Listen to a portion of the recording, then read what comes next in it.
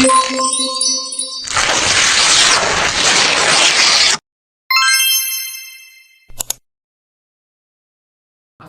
warahmatullahi wabarakatuh. Perkenalkan, kami dari kelompok 3 akan membawakan materi tentang psikoanalisa. Dan materi ini akan dipresentasikan oleh saya sendiri, yaitu Abil Zaman dengan NIM K222-3045.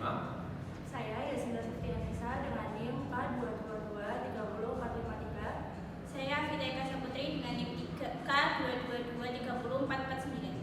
Saya Dian Cahya Utomo dengan NIM K222-30464. Kita akan membahas pengertian dari psikoanalisis atau psikoanalisa.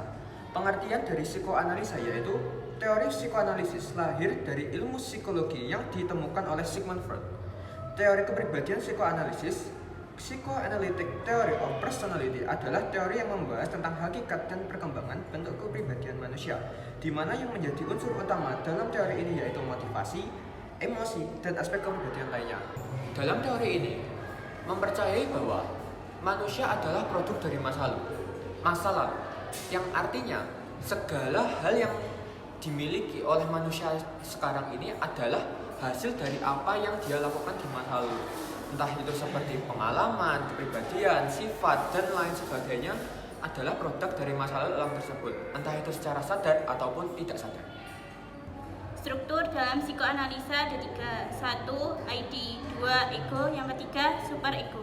ID merupakan sistem kepribadian yang paling dasar. Sistem ID berasal dari naluri bawaan karena bersifat sebagai naluri. ID ini bekerja dalam prinsip kesenangan. Jadi, ID merupakan sistem kepribadian utama yang berisi segala sesuatu yang secara psikologis diturunkan atau sejak lahir. Yang kedua, ego. Ego merupakan struktur yang bekerja untuk memenuhi ID. Namun dengan cara tertentu, ego berada di antara alam sadar dan kesadaran.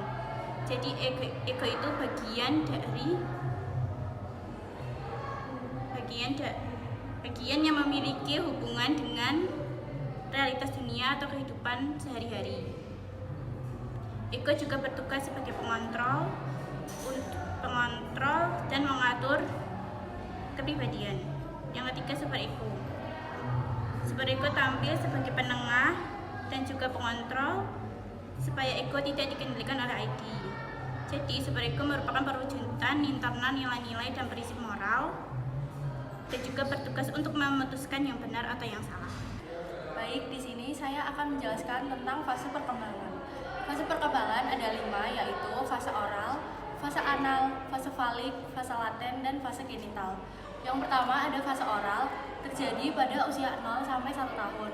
Anak memperoleh pusat kenikmatan di daerah mulutnya melalui menghisap dan menggigit. Apabila kebutuhan ini tidak terpenuhi, maka akan terjadi permasalahan pada perkembangannya, yaitu ketidakpercayaan terhadap orang lain, menolak rasa cinta terhadap orang lain, ketakutan terhadap orang lain, dan ketidakmampuan membentuk hubungan yang intim. Yang kedua ada fase anal, terjadi pada usia 1 sampai 3 tahun. Pusat kenikmatan berpindah pada anus, yaitu melalui menahan dan melepaskan, terutama saat buang air besar. Nah, orang tua di sini berperan sebagai mengajarkan anaknya untuk toilet training. Tugas perkembangan utama dari toilet training ini adalah belajar mandiri, menerima kekuatan personal, dan belajar mengekspresikan perasaan negatif, yaitu marah dan agresif. Yang ketiga ada fase falik, terjadi pada usia 3 sampai 5 tahun. Fase pembentukan identitas seksual, di mana anak memindahkan pusat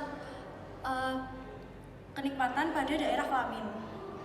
Sering terjadi keinginan insentif secara tidak langsung, secara tiba-tiba pada anak laki-laki yang disebut Oedipus kompleks dan anak perempuan Elektra kompleks.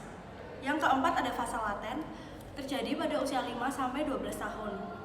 Fase laten atau fase tenang ini di mana minat seksual tergantikan oleh minat belajar pada sekolah, bermain, dan aktivitas baru bagi anak. Fase ini perkembangan pesat terjadi pada aspek motorik dan kognitif. Yang terakhir ada fase genital, terjadi pada usia 12 tahun ke atas. Fase tahap akhir ini di mana alat reproduksi sudah mulai matang dan mulai terjadi puber. Pada fase ini, energi libido diarahkan untuk hubungan heteroseksual. Jadi kesimpulan materi ini, Sigmund Freud telah memperkenalkan teori dan terapi dikenali sebagai teori psikoanalisis. Teori ini menerangkan beberapa unsur untuk berbeda, yaitu sadar, separuh sadar, dan tidak sadarkan diri yang dibagi kepada beberapa struktur personality, yaitu ego dan superego. Setiap struktur personality ini mempunyai hubungan antara satu sama lain untuk membentuk satu sistem pemikiran manusia yang normal. Sekian presentasi